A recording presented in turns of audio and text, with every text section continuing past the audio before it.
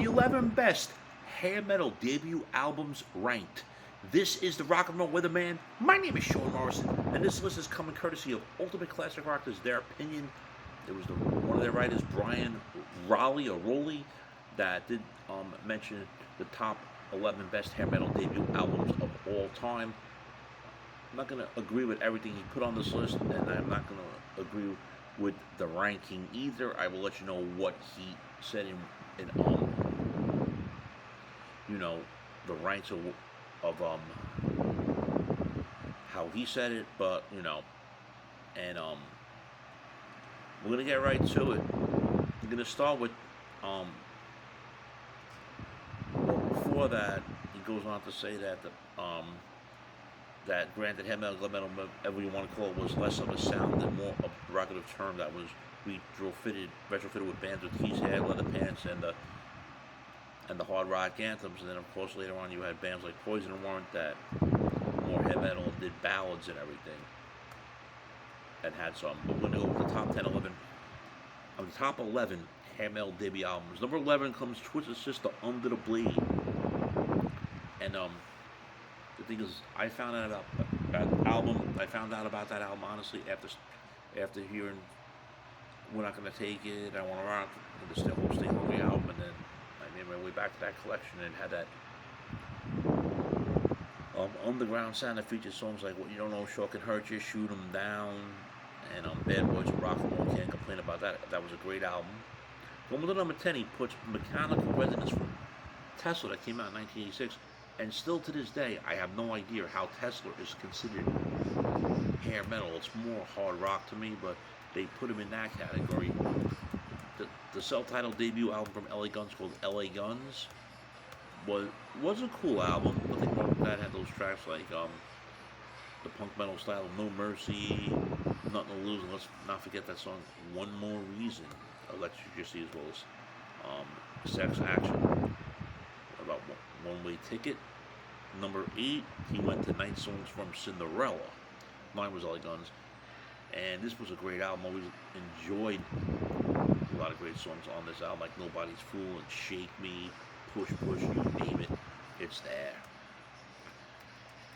Even though this is a great album from 1984, the self-titled debut album from Wasp, how they're hair metal, I honestly have no idea, but, like the songs like Love Machine, I Wanna Be Somebody, Hellion, and of course that song Animal F Like a Beast was pulled from the album. And of course, Look What the Cat Dragged In from Poison in 1986. Basically, this album honestly came out and was doing nothing for like 6 months until Talk Dirty to Me broke big, and the album was recorded for a measly $23,000 at the time, and he must have made that money back really quick on that. And that is a great album.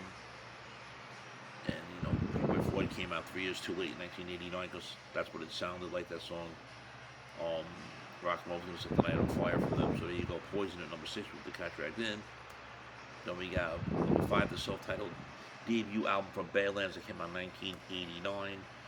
How this is considered hair metal, I honestly don't know, but they were locked into that category. Then of course, Dirty Rotten Filthy Stinking Rich from Warrant that came out in 1989, which had songs like Down Boys and Big Talk, and of course that big hit Heaven. And let's not forget So Damn Pretty Should Be Against the Law. Then we had number 3, Out of the Cellar, which was the Philly debut album, which came out in 1940. Remember Around, Back for More, Wanted Man, I'm Insane. Great album, of course.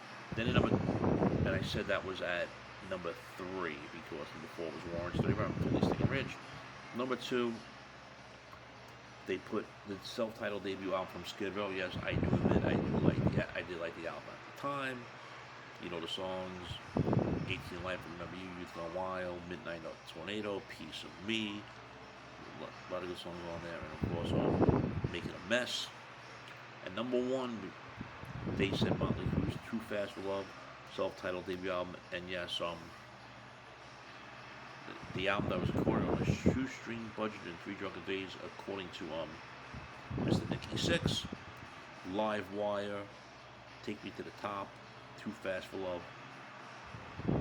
Had that classic sound and everything. I'm not gonna say that the best debut. I'm not gonna say all these albums should be the top 11 of all time. In my personal opinion, for me to do a list like that, it would probably take forever to do it. It would be very hard. Friends, if you're not subscribed to the Sean Morrison YouTube channel, please do so. Everyone else has to subscribe. We thank you very much for the continued love, honor, and support. It is greatly appreciated. So, friends, what do you think about the top 11 self-titled? No, I'm sorry. Let me say it again, because not all these albums are self-titled. What do you think, according to Ultimate Classic Rock's Brian Rowley, his opinion of the 11 best hair metal album? I'm sorry, the 10, 11 best hair metal debut albums. In the order he did them, in his opinion. What are your thoughts on it? I mean, he does so many of these, I lose thought of what I'm saying sometimes.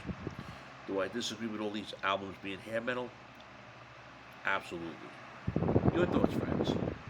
Shame, shame, shame